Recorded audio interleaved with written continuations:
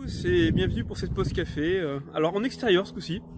Alors dommage, non, j'ai pas ma cafetière avec moi, j'ai pas mon café en réalité. Je l'ai pris juste avant de partir. Mais voilà, bah écoute, je voulais te faire partager un petit peu de mon quotidien aussi à l'extérieur. Là où là, le soleil en plein milieu, faut que je fasse attention. Je vais te montrer un petit peu le type de paysage qu'on peut avoir. Je pense pas que je puisse inverser l'appareil photo là, non. Donc attention au soleil. Et voilà. Donc je suis en train de faire le petit tour du lac avec le toutou qui est pas très loin. Il est pas très loin d'ailleurs, il vient de passer. Voilà, il vient de passer derrière moi. Alors écoute, je vais en profiter pour faire une vidéo sur le fait de s'extraire un petit peu de son environnement, savoir faire des pauses de temps en temps. Mais je vais aller plus loin en fait dans la réflexion. Alors j'espère que le son est bon. Je suis en extérieur, ce qui m'arrive pas souvent. Alors juste une petite remarque, hein, quand on regarde autour de soi puis qu'on voit qu'il y a des gens qui nous regardent, ça fout un peu l'air con, mais bon, c'est pas grave. Hein, je suis pas à ça près. Alors voilà, en fait, le changement de vie du jour au lendemain, le fait de s'extraire de son activité principale, si vous êtes salarié actuellement, ou si vous êtes un peu coincé dans un travail qui vous satisfait pas, eh bien l'idée c'est de faire une grosse pause. Alors si vous faites une pause juste quelques jours, le temps de partir en vacances, jusqu'à 3 semaines, hein, je pense pas que ce soit suffisant. Pour ma part en fait la grosse pause ça a consisté à dire voilà je m'arrête pendant 1 an et demi, 2 ans. Ça veut dire financer cette partie là aussi, ce qui n'est pas toujours évident, je vous l'accorde. C'est passé aussi par le choix d'investir dans un camping-car. Au début, je m'étais fixé un budget de 20 000 €. Je me suis dit, bon, je vais trouver quelque chose de bien pour ça. Il y a le chien qui n'a pas crié. Je pense que pour la vidéo, ça va pas être top. Je vais le laisser s'éloigner un petit peu. Ne vous inquiétez pas, il est pas tout seul. Là, il est en train d'essayer d'aller chercher des choses au lac. Il va nager un peu malgré la température. C'est vrai qu'il fait pas forcément froid là, la température est bien remontée. Ce matin on avait -5, -6. Maintenant je pense qu'il doit faire, j'en sais rien, j'ai quand même ma veste, probablement dans les 15 degrés. Mais bon, c'est supportable, largement supportable. Et puis ça fait du bien d'avoir du soleil. Donc revenons-en à nos moutons. Le fait d'investir dans un camping-car. Donc oui, 20 000, oui, j'avais un cahier des charges d'ailleurs, qui était d'une certaine taille, pour pouvoir emporter suffisamment de vêtements, suffisamment d'affaires, d'un peu de tout, tout le matériel qu'il faut pour partir longtemps. Longtemps pour moi c'était partir au moins 1 an, faire le tour d'Europe, budgéter l'essence aussi, et ne pas passer par des campings systématiquement. Pouvoir s'arrêter un peu n'importe où, ce qui est encore possible dans une certaine mesure. Alors ça va dépendre des pays. Alors je suis parti moi jusqu'à la pointe la plus septentrionale de l'Europe, c'est-à-dire Norvège, quasiment le Cap Nord. Je suis parti en été là-bas, forcément, parce qu'en hiver, camping-car, j'en sais rien. Je pense pas avoir le chauffage nécessaire. Et puis je suis parti un peu plus loin que l'Europe, puisque j'étais au Maroc, voulant même pousser un petit peu plus loin, jusqu'au Sénégal. Mais bon, je n'y suis pas allé, pour des raisons de sécurité. Parce qu'il fallait passer par la Mauritanie et que c'était pas le bon moment. Alors oui, donc le choix du camping-car, avec le cahier des charges que je m'étais fixé, le fait que ça ne devait pas dépasser 3,5 tonnes, puisque j'avais pas le permis poids lourd, a fait que je visitais, j'ai cherché des camping-cars avec quand même une direction assistée. Pas seulement la direction assistée, mais aussi le régulateur de vitesse, le fait d'avoir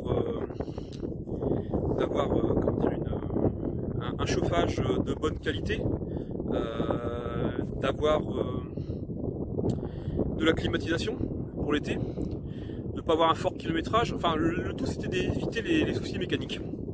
Et là, écoutez, j'ai cherché pendant pas mal de temps, j'ai visité plusieurs endroits et j'ai pas trouvé ce qui me convenait.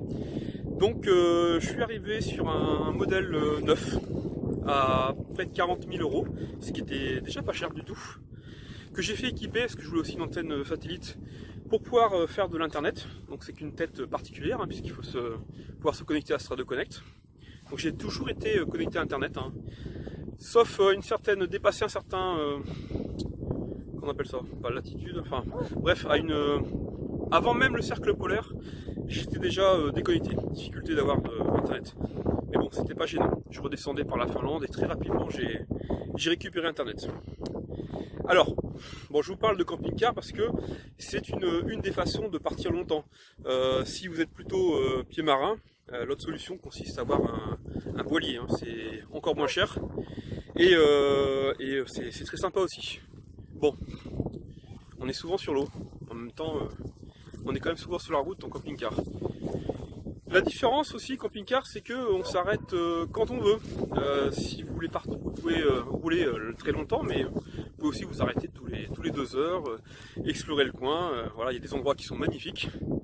Alors notamment, je pense à la Norvège où vous pouvez vous arrêter où vous voulez, mais vraiment n'importe où, à condition d'être à plus de 15 ou je sais plus 15-20 mètres d'une maison.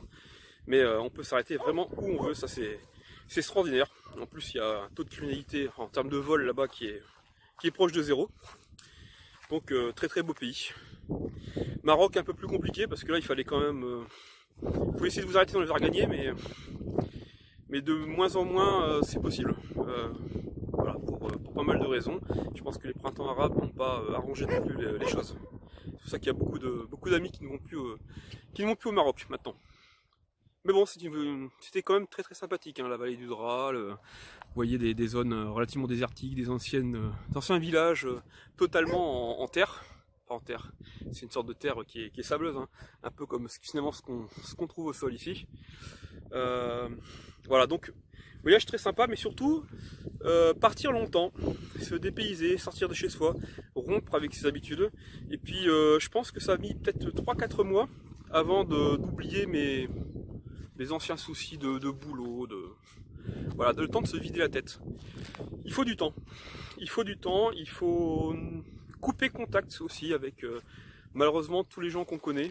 Enfin, le moins possible, parce que l'idée c'est quand même vraiment de se dépayser un maximum. Et pour ma part, voilà, au bout de quelques mois, j'obtenais déjà un peu ce que je voulais. Et puis après, voilà, c'est qu'à ce moment-là, en fait, une fois qu'on s'est bien vidé la tête, une fois qu'on a le temps de prendre aussi un peu du bon temps, de visiter d'autres endroits, que on arrive à savoir ce qu'on veut réellement. Moi voilà, j'ai eu besoin de ça. Avant finalement j'étais paumé, si on voulait par là. Je croyais vouloir certaines choses, et c'était pas des choses qui étaient relativement bonnes pour moi. Voilà, je vivais un peu dans le fantasme. Donc bah, je sais pas, j'ai peut-être été un peu brouillon, mais bon, je sais pas, le but c'est pas de faire un exposé, hein, c'est de discuter un petit peu avec toi. Tu verras d'autres paysages aussi à partir du 15 mars, parce que je bouge pendant une semaine. Ouais, moi, je peux te le dire tout de suite, hein, je vais aller à Malte pendant une semaine. Je t'en parlerai un petit peu plus une fois que je serai là-bas, puis tu verras d'autres paysages. Oh, il y a le toutou qui m'attend. Voilà, là il est temps de reprendre la promenade. Bah écoute, je te dis à demain pour la prochaine pause café, et puis en attendant, bon courage, bye bye.